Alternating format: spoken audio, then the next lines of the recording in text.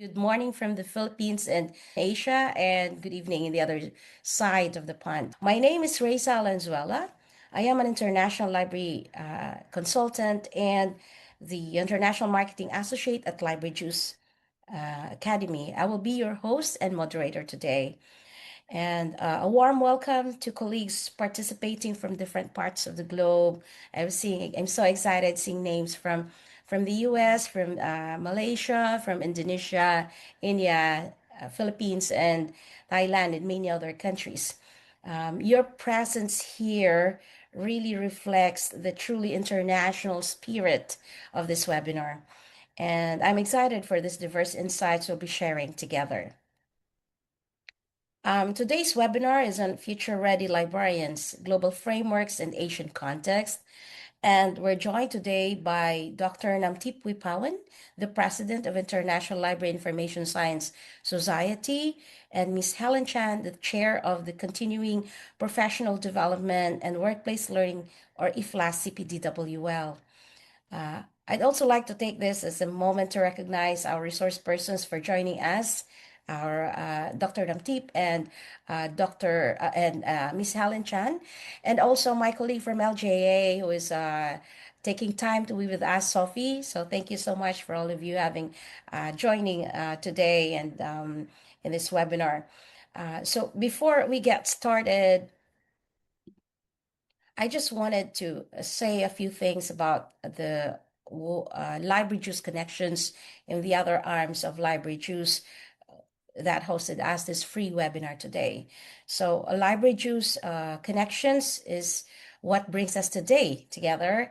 A space we deem was built to provide opportunities for us to build connections, talk about burning topics and issues along library and information science, bringing in all the experts from different fields. So I can say that this is the advocacy arm of Library Juice Press and Library Juice Academy, where in Library Juice Press, we invite authors for our events, and we hear from instructors when we have for our Library Juice Academy.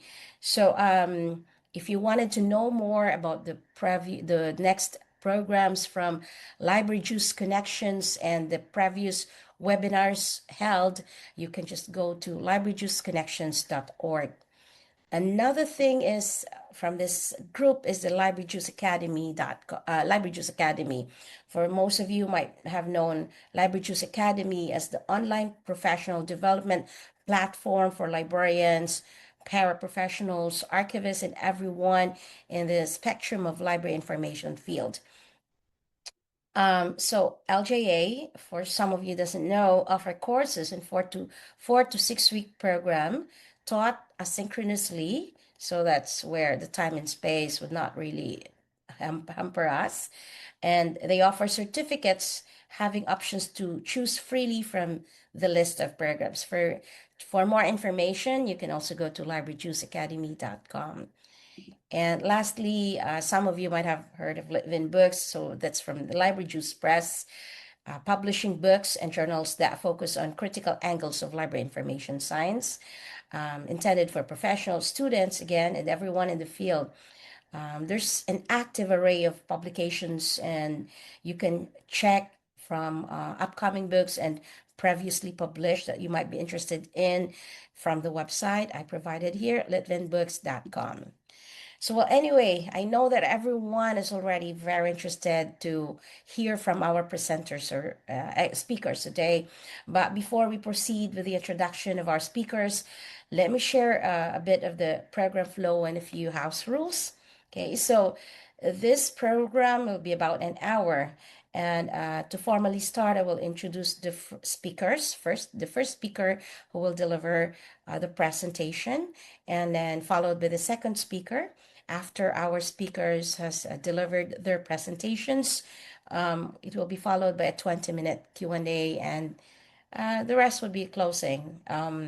So a bit of the reminders for all of us. As you may know, your microphones are muted to avoid background noise. But everyone can share questions or comments or even express in the emojis um, in the course of our conversations. But for those who have burning questions, we'll address them during the Q&A. Feel free to put them in the chat box, and we will try to answer everything as much as we can. So as we wanted to give a chance to everyone to be heard or to be able to raise their questions, we will definitely accommodate you all. In case we don't have enough time, please leave your emails privately or whatever you want for the host and for the presenters so that we could get back to you if we need to. So let me introduce our first speaker.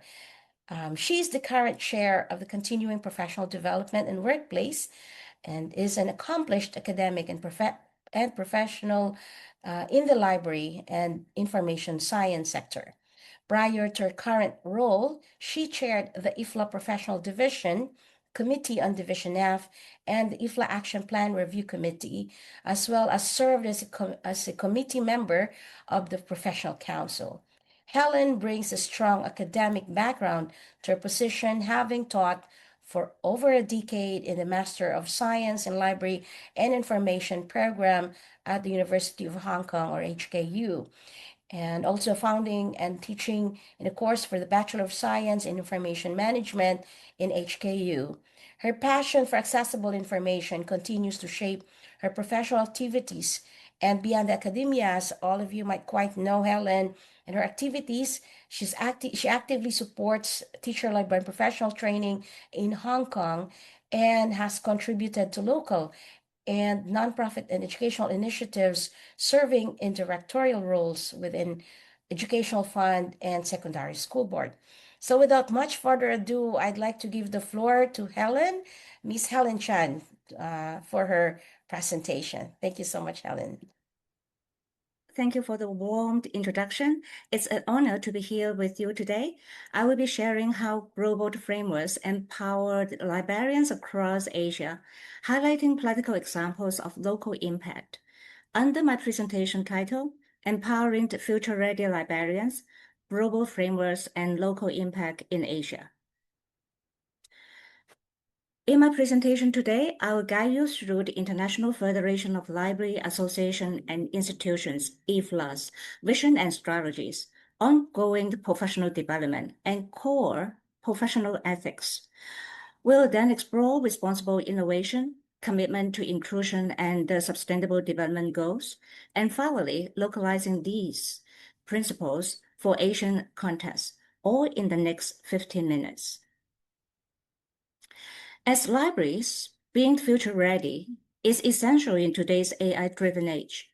The IFLA Global Vision and Strategies highlight that we must navigate rapid technological disruptions like AI and digital platforms with confidence, proactively integrating new tools to serve our communities. We also need to rebuild trust as community anchors, ensuring that we provide reliable, ethical information as misinformation grows. Championing critical AI and digital literacy for all is vital. Empowering every user to understanding and question technology. Bridging the digital and equity divide is key.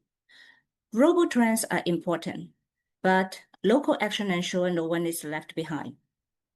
Ultimately, investing in the ongoing professional development turns librarians into proactive leaders, ready to shape the future rather than simply react to change. The IFLA Global Vision and Strategies unite libraries worldwide under a shared mission, empowering the field through collaboration and common values like access, literacy, intellectual freedom, and inclusion. Our strategies recognize the need to continually embrace change, especially around digital innovation and community advocacy. The 2019 and to 2024 framework focused on strengthening our internal voice, Well, 2024 to 2029 shifts this towards external impact, aiming for sustainable futures through knowledge. Success now depends on connecting global vision to local action, ensuring our shared purpose brings meaningful community outcomes. By 2029, as the United Nations agenda concludes, IFLA is committed to showing how libraries drive equity, participation, and development worldwide. Lifelong learning and professional competency are vital as our field evolves. Among the various important IFLA guidelines, the IFLA guidelines for continuing professional development principles and best practices stress individuals' responsibility for ongoing upskilling, supported by employers, associations, and education institutions. Adaptability is crucial. Technologies and user needs are constantly changing, so proactive development is essential. I'm currently leading the update of these guidelines to ensure they remain relevant and effective. The IFLA guidelines for professional library and information science education programs set quality standards that balance global benchmarks with local needs. They outline 8 foundational knowledge areas and emphasize equity, diversity, inclusion, and accessibility. Continuing curriculum review and innovation keep our profession relevant, preparing librarians to lead and thrive in a rapidly changing world. Upholding professional values and ethics is central to our work. The IFLA guidelines for library services to multicultural communities highlight equitable access, cultural representation, and active community engagement. Libraries should assess diverse needs, providing multilingual resources, and employ staff reflecting community diversity. The IFLA Code of Ethics shapes our conduct, emphasizing free, equitable access, non-discrimination, privacy, transparency, and professional integrity. Together, these standards guide us in creating inclusive environments, protecting user rights, and maintaining high ethical standards as trust information professionals. Technologies and innovation continue to reshape the libraries globally. According to the recent IFLA Trend Report 2024, updated in 2025, 5 key trends are shaping our profession. The rise of artificial intelligence and emerging technologies, the growing need for digital and information skills, ongoing challenges to information integrity and trust, greater attention to data ethics and privacy, and addressing the digital divide and inclusion. These trends highlight the urgent need for libraries to adapt and lead in the digital space. The IFLA statements on libraries and artificial intelligence provide further guidance. Libraries are encouraged to thoughtfully integrate AI, uphold the highest ethical standards and user privacy, actively educate users about AI, and collaborate to develop library-specific AI solutions. Balancing innovations with ethics positions libraries as trust, forward-thinking institutions in the digital age. The IFLA guidelines for library services to persons with dyslexia and other special groups promote inclusive practices, universal design, accessible formats, staff training, and user involvement. These help libraries meet diverse needs and foster equity. So the IFLA United Schools Public Library Manifesto reinforces this commitment, establishing libraries as open, welcoming spaces for all. Libraries empower communities by supporting equal access, lifelong learning, cultural diversity, and social inclusion, ensuring everyone has the opportunity to participate and thrive. Libraries as key partners in achieving the United Nations 2030 Agenda for Sustainable Development by providing universal access to information and supporting lifelong learning. Libraries empower individuals and bridge digital and social divides. They promote equity, gender equality, and social justice, reaching marginalized community and supporting civic participation. Libraries also protect cultural heritage and drive sustainability-focused innovation. Through partnerships and local initiatives, libraries advance the Sustainable Development Goals, ensuring inclusive opportunity so that everyone has the chance to participate in building resilient, informed communities. As chair of the IFLA Continuing Professional Development and Workplace Learning Session, CPDWL, and with the experience as an IFLA Professional Council member, Professional Division F Chair, and Session Officer for the Library Services to People with Special Needs Sessions, now the Equitable and Accessible Library Services Sessions. I have had the privilege of observing and facilitating the application of the IFLA's international frameworks in action. My journey has demonstrated how global visions are translated into local and regional impact, especially in supporting the Sustainable Development Goals, promoting digital inclusion, advancing information literacy. One of the most fulfilling experiences has been the localization and translation of the IFLA's How to Spot Fake News infographic into traditional Chinese for teacher librarians in Hong Kong, Special Administrative Region of China in 2017. This resource became a widely trusted tool, officially disseminated through the Educational Bureau and the government-subsidized teacher librarians diploma training programs. Teacher librarians not only display the infographic in each classroom, but also integrate its concept into lessons, involving subject teachers, students, and parents to strengthen critical thinking and information literacy research skills. This initiative advances key IFLA's strategic priorities, connecting global vision to local action, embracing change and innovation through practical resources, supporting professional upskilling and lifelong learning in line with the continuing professional development guidelines, fostering community engagement and inclusion, and ensure sustainable futures by nurturing information literate lifelong learning citizens in the digital age. Furthermore, I have actively introduced IFLA's framework in both public and academic settings, delivering presentations at the University of Hong Kong and integrating these models into my teachings for the Master of Science in Library and Information Management, and also Bachelor of Science in Information Management degree program, including a course I found in the Bachelor of Science in Information Management program. By integrating information and digital literacy framework into my course materials at no fewer than 2 universities and are non-profit making educational institutions, I have helped ensure that these international standards remain adaptable and contextually relevant across Asia. This adaptability enables a tailored impact, making IFLA's work meaningfully accessible to local educators, including in-service training teacher librarians and in my university students from diverse backgrounds around the world, while also ensuring ongoing professional relevancy in a rapidly changing information landscape.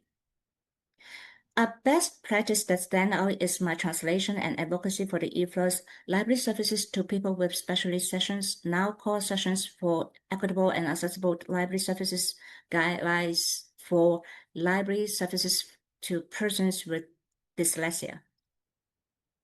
Enhancing this with a practical checklist and extend best practices, I introduced these tools into educational programs at leading university, in-service teacher librarians training, and education node explores for education educators in Hong Kong, Special Administrative Region of China. This has advanced IFLA's priorities by localizing international standards, supporting ongoing professional competency, ensuring the digital inclusions for diverse learners, modeling ethical stewardships, and fostering community-focused inclusivity.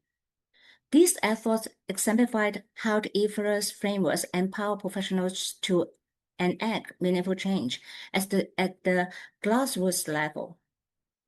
And during my time with the IFLA Library Services to People with Specialty Sessions, now Sessions for Equitable and Accessible Library Services, I contribute to developing accessibility guidelines, which was released last year, supporting ethical telecode delivery of global webinars, and also translates key resources for special needs audience.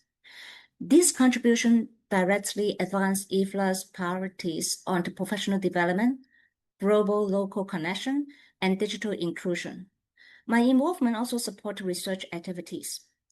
As co-principal investigator on a major Hong Kong Youth Fund award-winning project from the Associations for Information Science and Technologies, we developed accessible digital contents for education during COVID-19, delivering training across 16 Asian countries and beyond.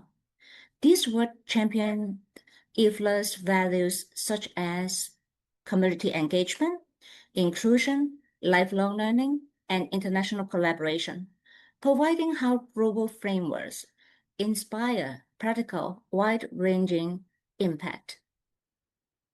This project was presented for the IFLA Health and Biosciences Libraries session, open session at the World Library and Information Congress 2022 in Dublin. Finally, with the expertise and networks developed through the IFLA's activities, I was able to co-found an accessible ebook platforms for local youth, supported by government funding. This platform embodies IFLA's commitment to inclusion, lifelong learning, and information equity, providing a sustainable legacy for regional and local communities. Collectively, these experiences illustrate how leveraging the IFLA's framework supports professionals in creating innovative, inclusive, and sustainable library services worldwide. Before I conclude, I encourage everyone who is not yet an IFLA member to visit the IFLA website, register, and become part of our global community. And let's work together to shape the future of libraries. Thank you for your listening. I would now like to pass the floor back to Dr. Alanzarella. Thank you. Thank you so much, Helen, Ms. Chan, for such a wonderful presentation, simplifying a very complex topic of future-ready librarians, putting together the global perspective from IFLA and the local perspectives from Hong Kong. Our next speaker is Professor in Information Science, School of Liberal Arts, Sukhothai Thammarat Open University in Thailand. She is the president of International Library Information Science, RILIS, a president of the Thailand Literacy Association, and a vice president of Thai Library Association. Her research interests are library information management, digital repository standards, digital archiving, and digital preservation. Now I give the floor to Dr. Namtip Pipawan. Thank you very much, and hello, everyone. Thank you, Helen, for giving a very broad picture of future-ready librarians, which we can see very clear. So, for in my view, it might be different from others because it's based on my experience in the past 10 years. And well, thank you, Library Joyce Academy, Library Joyce Connection, Dr. Reza, for inviting me to share these important issues, and especially with the hard work of Helen. I also learned a lot from Helen this time. For this news about librarians, I asked myself, how do we move from the traditional roles to the emerging roles? If we are still be a librarian in the traditional roles, we are a custodian of physical collection, we are a gatekeeper of information, reference provider, and cataloger of books. It's nothing wrong, to be a librarian in the traditional rooms, but we have to make sure that our users are still satisfied with our collection and services. I think that's the most important thing that we, as the librarians. But if our user expect us to be a curator of digital collection, facilitator of the operation of the data sharing, open science and data sharing, and instructional partner for teaching, and metadata manager for diverse data types. So we have to move ourselves from traditional rules to emerging rules.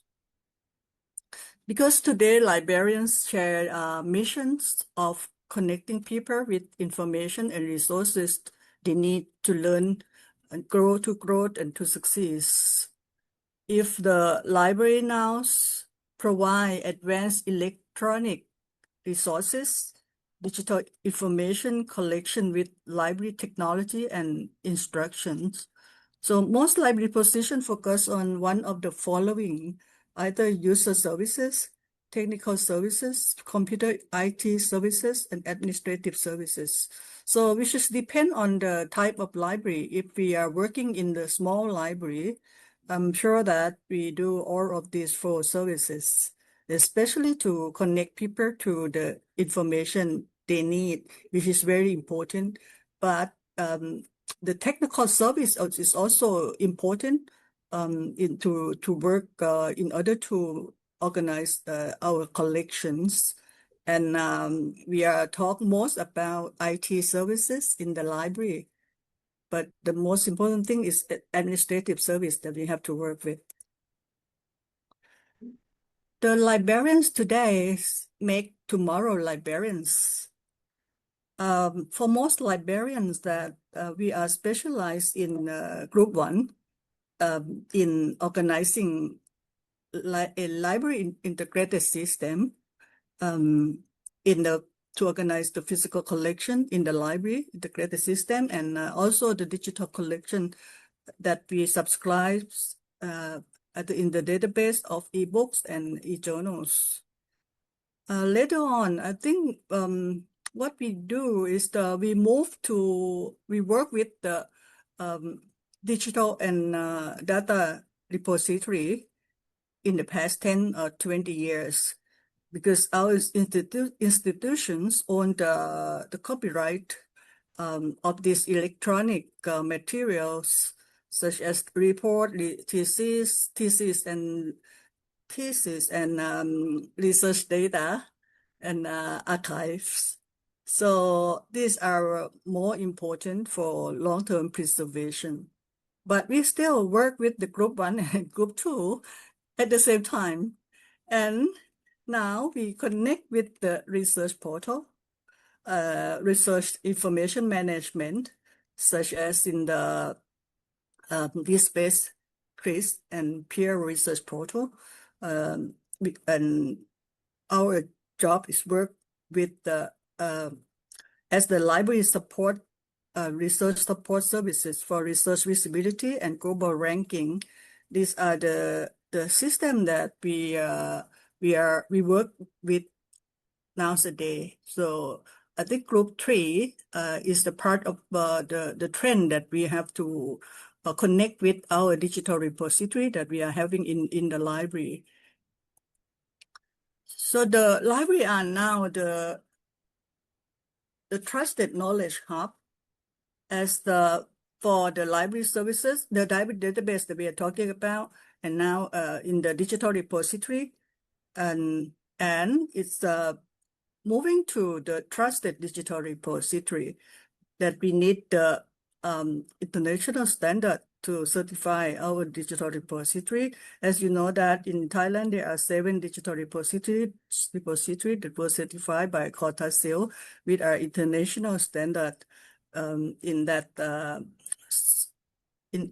standard, there are 16 requirements that we have to be fulfill with that requirements. So now there are the movement of the librarian to create a trusted institute to motivate the cultural rights, the right to read in our society, So at the same time, the trusted knowledge hub is very important for us who work in the library. From global to local, which is from the institutional standard we are talking about in Thailand, in the case of Thailand, that we create a national standard for digital repository with the support of the National Research Council of Thailand and the Thai Industrial Standard Institute, which has the self-assessment tools and the criteria for the application and the evaluation process and the system. So the start of this project is research and research and development and implementation to the pilot organization. So it's in Thai language, of course, because it's the national standards, but that's what we learned from the global standard to local one, to our society. But from local to global, which can be searchable by global platform, are the PID or the persistent identifier for the information resources. As you know that DOI is one of the metadata for our article on our digital resources. And in Thailand, with the support of the National Research Council of Thailand, we provide the consortium as a consortium lead for the digital repository to help the DOI data site, and also another DOI sponsored program to the journals in Thailand from Crossref. So this persistent identifier of DOI and ORCID ID and register organization, registry organization, research organization registry, ROR ID, organization ID, is also important for make this connection as the rich metadata to connect with a digital resource that we have. So this is why that's why I think that the local information resources that we have, it can be searchable by global, and we can also have this data analytics from what we work with the DOI. This is in the case of Thailand, that is supported in the research supported by the National Research of Thailand. But from this research, what make future ready librarians? I can see from the LAS curriculum that we have that we can have a training LAS courses from the formal curriculum that we have, and the training and the short course, and also, of course, the publication from the printed or online. So this curriculum make the librarians that we have now. At the same time, in the library, where there's the kind of research and activity in the library that can build up the future librarian and transform from traditional to modern libraries. Depend on the type of the library, and also the activity in the library association and the library community groups also can support the activity of the librarians from the global to local context that we are working in the library. That's how I see who can make future ready librarians, either the curriculum, the library itself, and from the library rules and competency that we learn from the global framework or the ASEAN context or in our local context. For the type of librarian competencies, Before we design the curriculum or curriculum revision, in Thailand, there's every 4 years that we have to revision the curriculum. We have to look at this the competency, the core competency from the international framework, either in ALA, American Library Association, the Canadian one, or IFLA framework, so or Australian. So all these competency are being studied as part of our research before we design the curriculum. But it's also depend on the importance of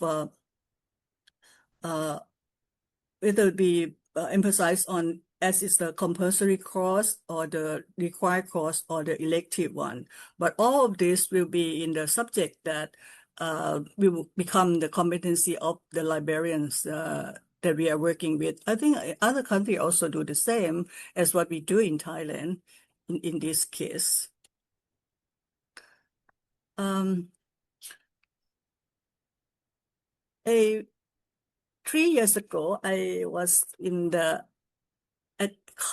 iSchool conference in China, and one session is about IVRA guidelines for professional library information science LAS education program, which is very important that they mentioned about these LAS foundational knowledge areas in 8 areas that are other library information school have applied this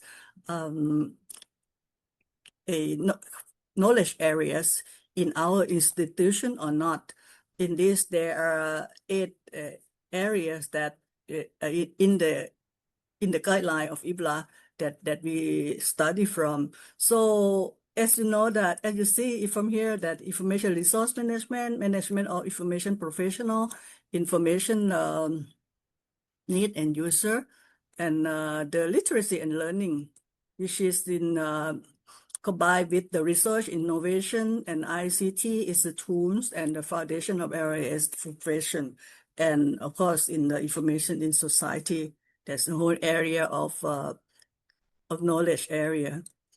So when I come back, I have the meeting with our LAS colleagues in 14 library information science school in Thailand, and to see how our curriculum are in what the knowledge areas from that survey. It's just a small survey, but everyone support with the course and the subject that they have, so to see that the course that we provide are in what knowledge areas. So we found that most required courses that we have are in knowledge area 3, is information and communication technology, which means ICT, that everyone teach about ICT, and followed by the foundation of LAS profession and literacy, learning, and research and innovation, which is I'm glad that we have that. But it doesn't mean that other thing is not important. But what we want to say is that when we found the subject that in which knowledge areas that we have on the left side, so on the right side, that this means that we need to work more in that area in order to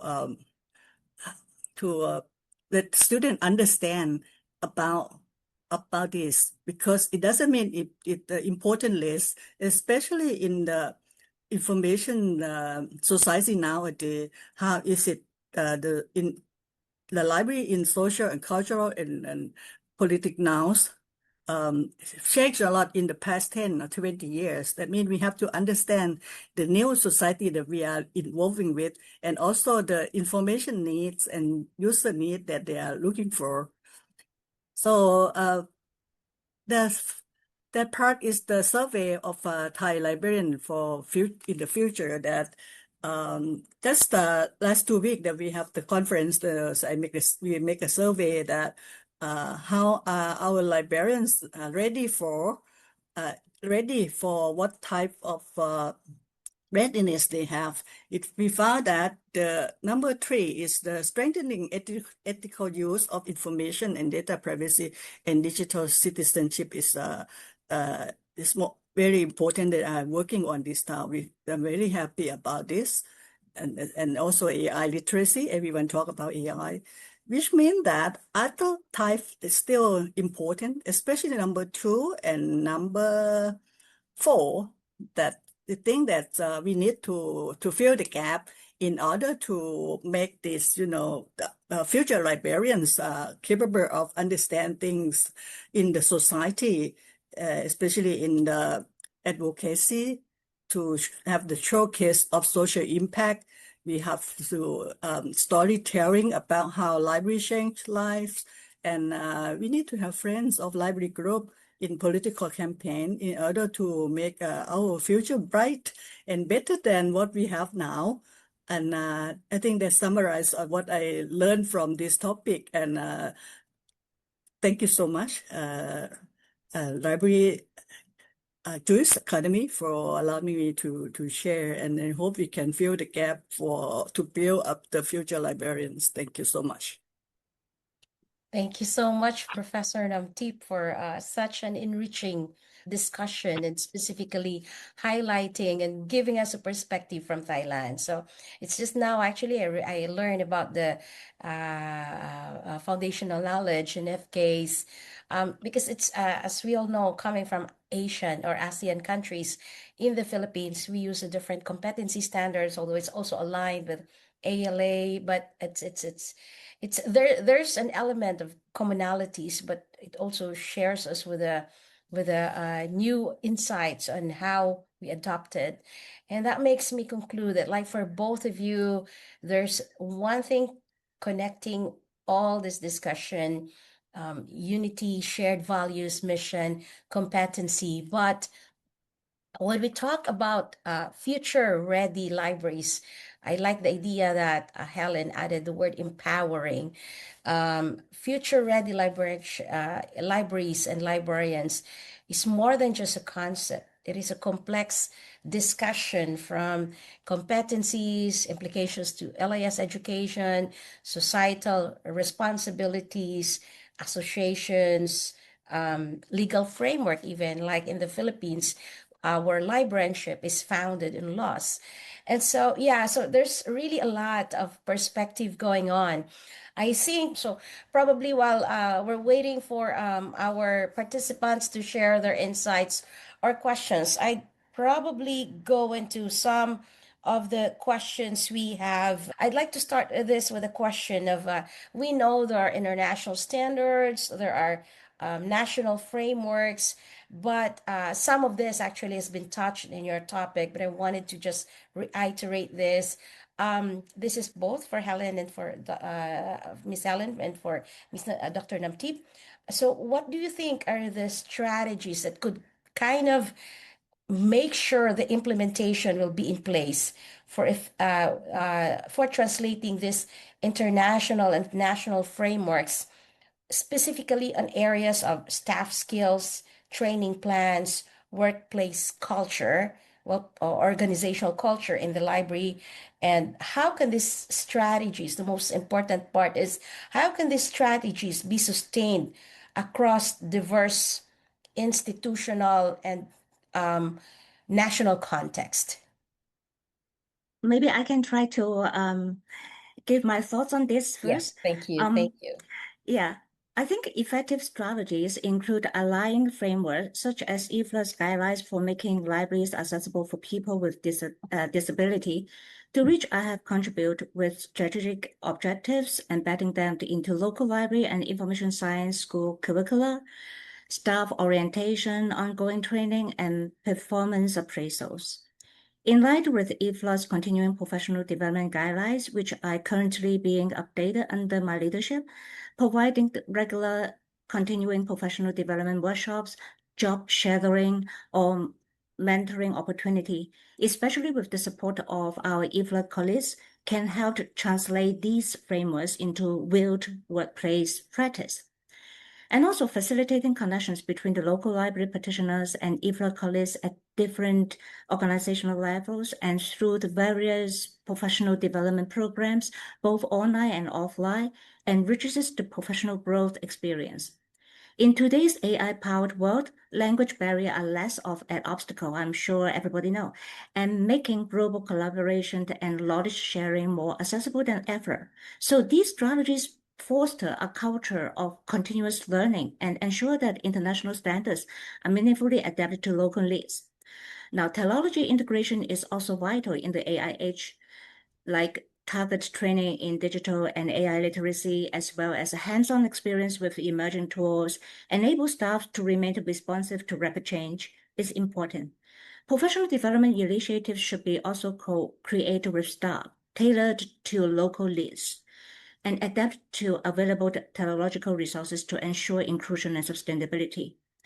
Last but not least, I think ongoing assessment like regular feedback and celebrating local success reinforce engagement and support the sustained embedment of frameworks within the workplace culture. Ultimately, while aligned with the global standards, these strategies must remain user-centered, ensuring that technology and skill development directly enhanced experience and needs of library user in every context. Yeah, that is my thought. Thanks, Ms. Helen, for like creating a pillar for the frameworks where we can work on. And I guess like looking at IFLA CPDWL's program, you already have your mentorship, you have your you have the upskilling and reskilling concepts built in, which I think it's really beautiful to amplify or to enhance more than just the formal education. It's actually is needed in different parts of the world, especially when we only have lateral entry librarians. That's a term we use here in the Philippines, or like they're not starting really from the field. But I wanted to get the idea from Professor Namtip on these thoughts as well. Yes, thank you. I agree with Helen and also with you, Reza, that you just mentioned about to apply the strategy. I think for the country that doesn't use the English as the main language like us, the translation to the local language is really important to make us understand exactly what is meant by the international framework, and also with to apply this as the competency-based training for each organization is also important, in order to make this possible in the organization, and the integration to the staff evaluation by to have the self-assessment tool and the certification also is the way that we can improve from the work, as to be possible in to upgrade the competency that we have nowadays. Thank you. Yeah, thank you so much, Professor Namtip. Yeah, because we've been discussing about like we are actually dealing with very unique, complex multilingual resources, and that means it also focuses on multilingual competencies. I have a question because I think it's related to what Helen has mentioned in her presentation about like inclusivity and the concept of integrating ideas. But I wanted to make it a little more specific. So we've been mentioning about multilingual resources. I'm just curious for Helen, how are libraries in Hong Kong leveraging emerging technologies to manage multilingual resources and multilingual resources, as I mean, people working together as well as resources per se as our resources, and the implications to continuing professional development. Yeah, okay. Yeah, everybody, I think a lot of you are very interested in knowing more about the question raised up from Dr. Alensra. So libraries in Hong Kong have become the recognized leader in deploying emerging technologies to support multilingual communities, setting new benchmarks in equitable information access. So this momentum has grown considerably over the past decade, bolstered by local advocacy and innovative academic initiatives. For example, my work through the Master of Science in Library and Information Management program and the incorporation of a specialized accessibility course in the Bachelor of Science in Information Management curriculum, inspired and guided by international frameworks, such as those from IFLA, have spurred a strong sector-wide commitment to inclusivity. Leading academic libraries, including the University of Hong Kong Libraries, the Chinese University of Hong Kong Libraries, and the Hong Kong University of Science and Technology's library, employed advanced discovery platforms such as Xlibris, PMode VE, and these platforms use artificial intelligence and natural language processing to provide users with context-aware, relevant results, regardless of language preferences.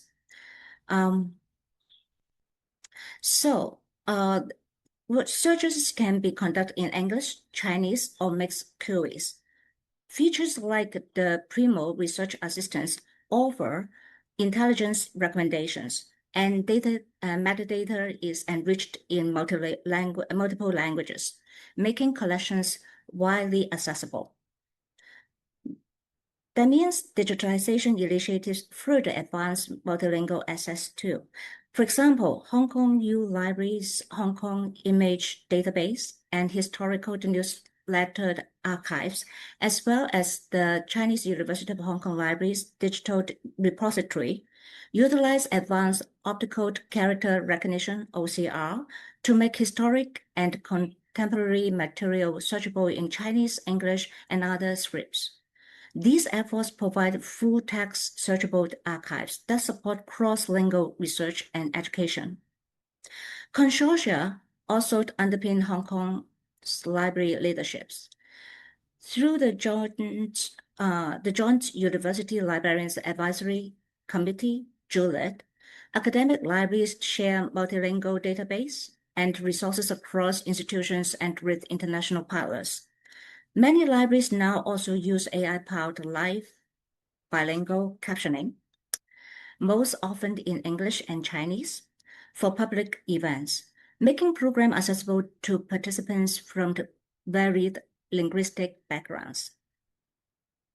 And Hong Kong public libraries complement these efforts by providing bilingual digital platforms like e-books, e-magazines, and multilingual collections, including resources in Urdu, Hindi, Tagalog, or Nepali.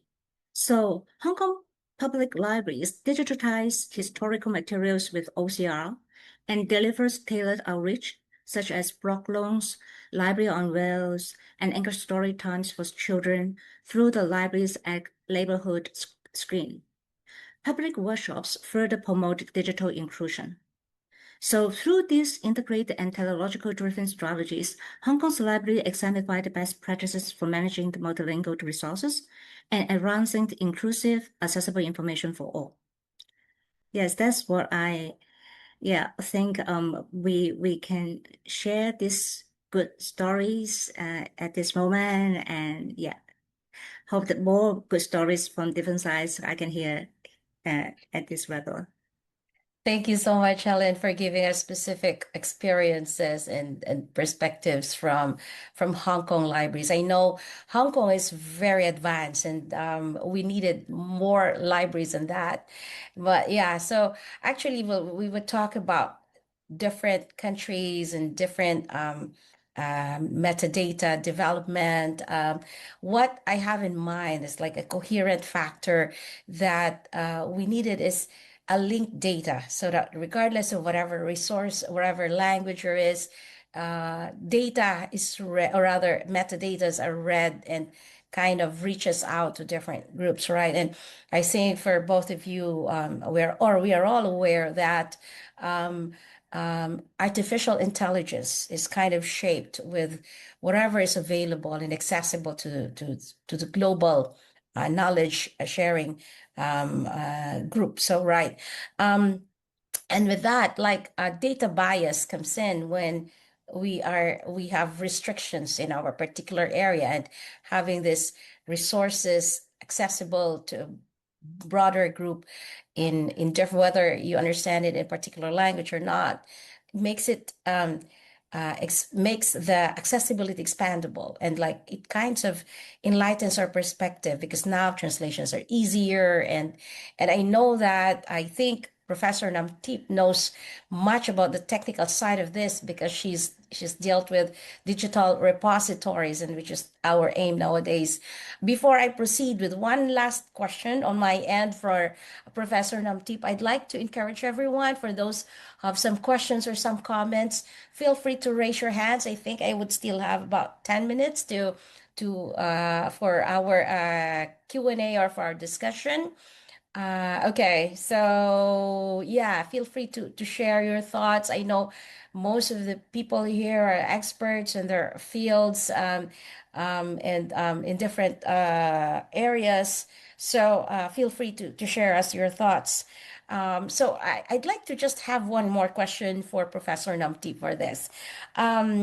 Since we talked about metadata and multilingual resources, um, uh, Professor Namtip, given your expertise in digital repository standards, how do you think you see the CPD in next decade will evolve to equip librarians in Asia, or even in particular in Thailand, with the skills needed for sustainable digital archiving and preservation practices while remaining consistent with international competency frameworks? Thank you, Dr. Reza.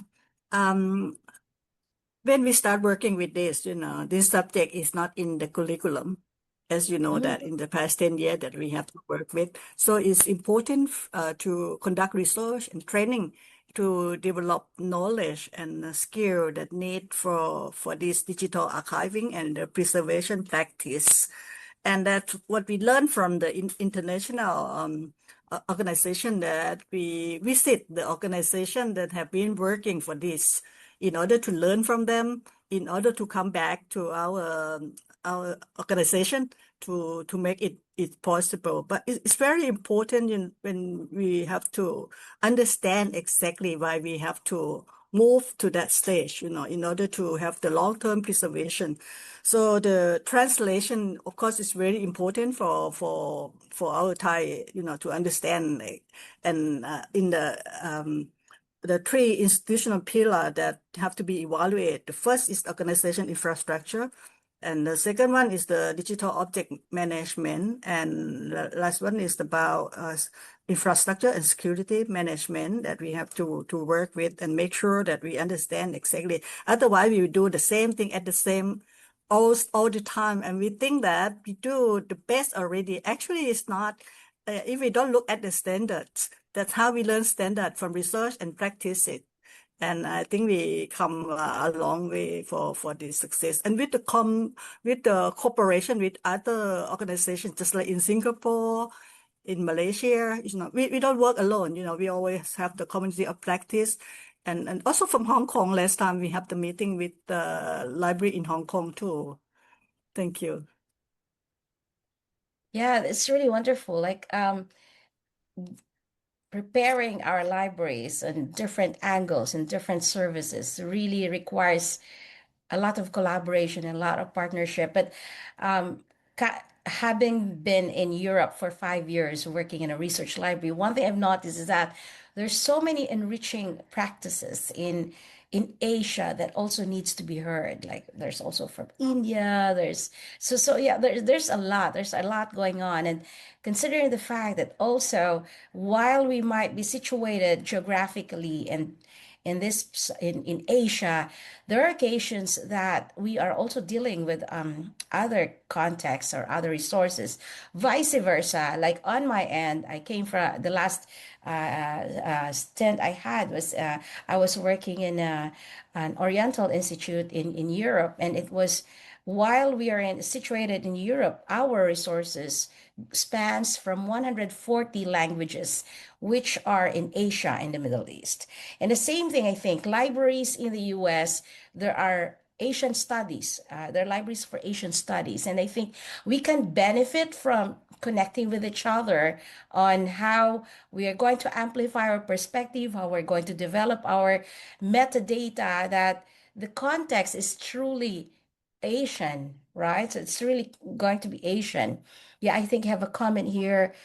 Yes, cross and corporate disciplines of information institutions enable professionals for better services. That's really true. That's why we really recognize multidisciplinarity, partnership, and collaboration, right? And there's always a room for improvement. It's one of the pillars mentioned by Helen as a strategy for connecting the global into local perspective is that we wanted to always reassess and reevaluate how our works are facilitating connectivity and inclusivity. It's really something beautiful that we could really look into, right? So that's really true. Like we are not situated in a silos, I think.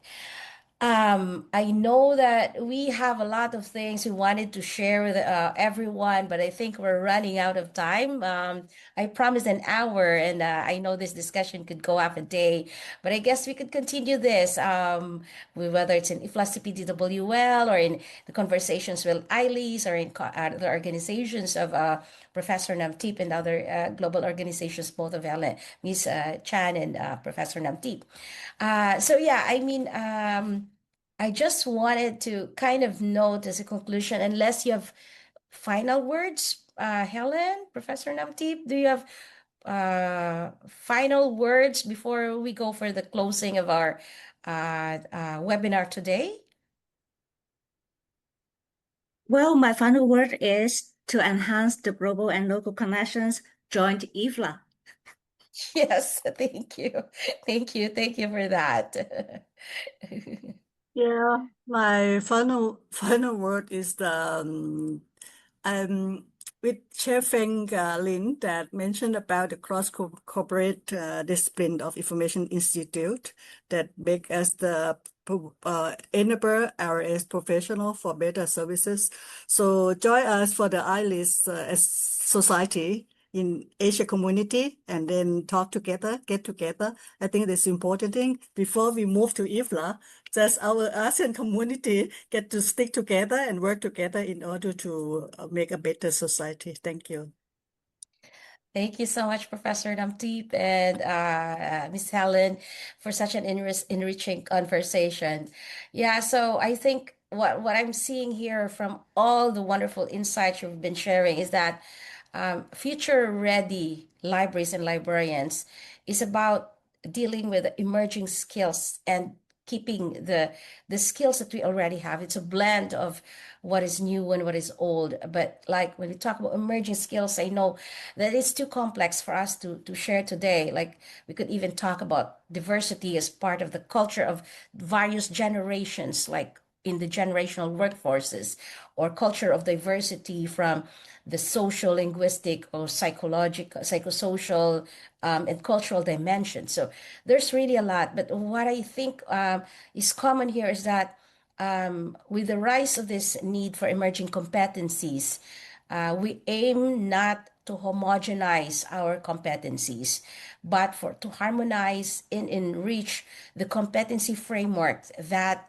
has been built in IFLA and in bigger organizations, so that all of us are included in the conversation and in building a more responsive framework. So thank you so much, everyone, for joining us today. It's really my honor to have you both, and I'm really glad that I had an opportunity to host this webinar along with in Library Juice Connections. So again, thank you so much. Maraming salamat from the Philippines, and have a wonderful day to all. Thank you. Thank you very much.